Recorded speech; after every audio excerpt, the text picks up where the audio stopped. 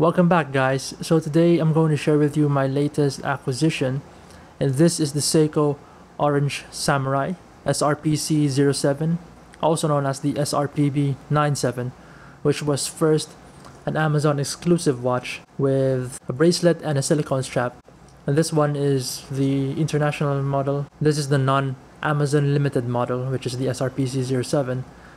And I just love this watch. And the reason why I really want this specific color tone is because I don't have a modern 4R35 movement with an orange dial. I have the SKX011, I have the SKX781, but I never really had a 4R35, which is arguably one of the most dependable Seiko movements out there based on experience. And this is just a handsome looking watch, I gotta say. So I bought this watch on an online marketplace locally at around $255 US. I don't know if that's a bargain or not, but it did not come with anything. It didn't come with bracelet. It came with this aftermarket rubber strap. It didn't come with a box, papers, nothing like that, just the watch itself.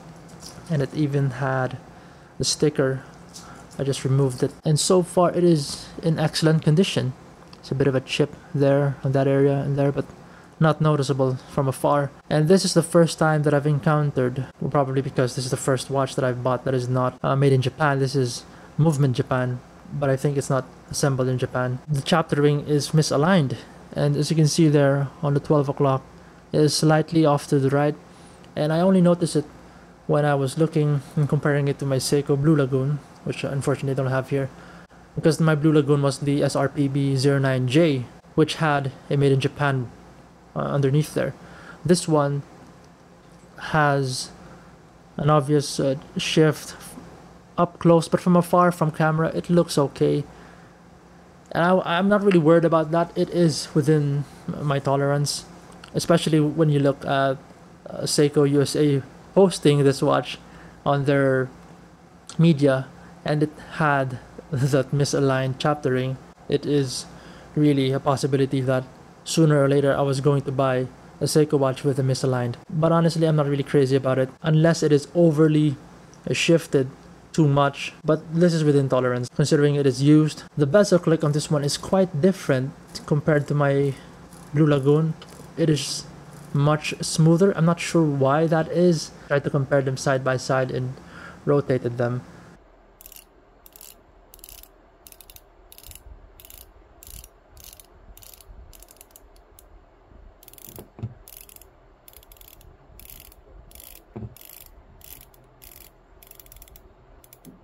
Really feels smoother. I'm not sure if this is the click spring or the gasket is different, but look at that dial. It is more of a neon orange dial. It is matte finish. On camera it looks very nice. It is probably a very photogenic watch, if I can say that.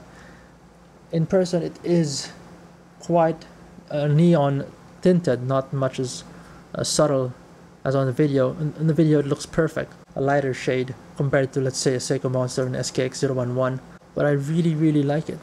This is just my dream Samurai.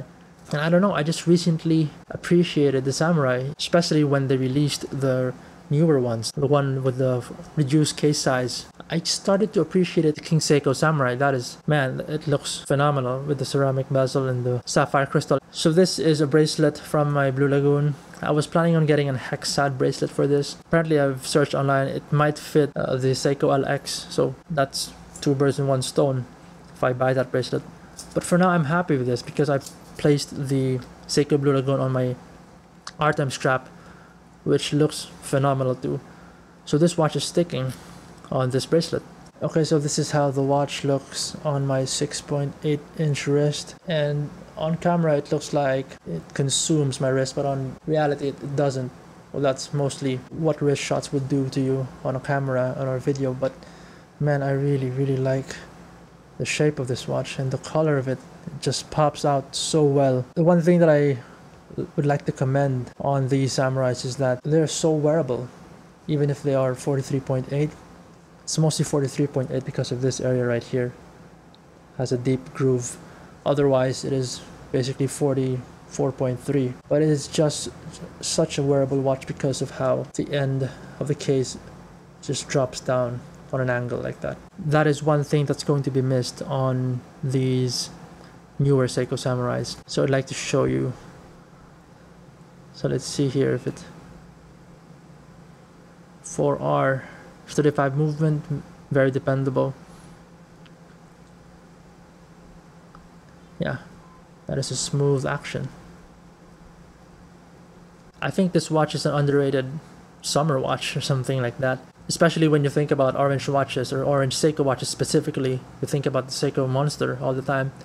This one is underrated for sure. And it's still quite affordable compared to the second gen.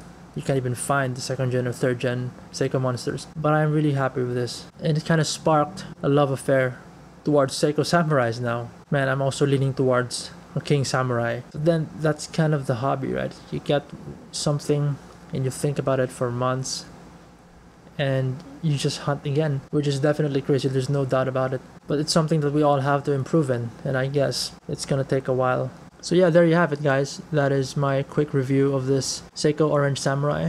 Let me know what your favorite Samurai is. Leave it in the comment down below. I'll see you soon. Stay safe.